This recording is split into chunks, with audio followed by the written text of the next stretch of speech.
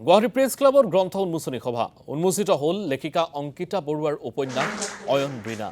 গ্ৰন্থখন আনুষ্ঠানিকভাৱে উন্মোচন কৰে 5গৰাকী বিশিষ্ট ব্যক্তিয়ে।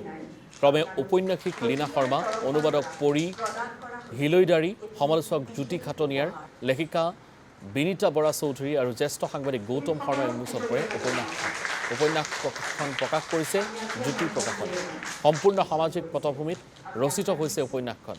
উল্লেখযোগ্য যে লেখিকা অংকিতা বৰুৱাৰ এইখন প্ৰথম উপন্যাস। ইয়াৰ পূৰ্বে জোনবিলৰ ভেনাছ নামৰ গল্পপুথিৰে পাঠক সমাজৰ মাজত সমাদৃত হৈছিল লেখিকাগৰাকী। আজি প্ৰকাশিত উপন্যাসখনো পাঠক সমাজে আদৰি ল'ব বুলি আশাবাদী লেখিকাগৰাকী। পটভূমি আচলতে সামাজিক হয়, সামাজিক আৰু লগতে মই ক'ব বিচাৰিম যে মানসিক স্বাস্থ্যৰ ক্ষেত্ৰত আজিকালি যিখিনি হয় মানসিক স্বাস্থ্যক আমি কেতিয়াও গুৰুত্ব নিদিওঁ, আমি সদায় লুকুৱাই থাকোঁ। বিভিন্ন কাৰক আছে, শৰীৰৰ যোনবোৰ যাতনা আমি পটককৈ বুজি পাওঁ বা দেখুৱাওঁ, কিন্তু মানসিক স্বাস্থ্যক আমি ভিতৰি বিধ্বস্ত হৈ থাকিলেও আমি ক'বলৈ নিবিচাৰোঁ। সেই কথাটোক মই আচলতে সেই দিশটোক মূল কথা হিচাপে মই লৈ পেলাই আগবাঢ়িছোঁ। কিন্তু গাঁৱৰ পটভূমিও আছে, চহৰৰ পটভূমিও আছে উপন্যাসখনত।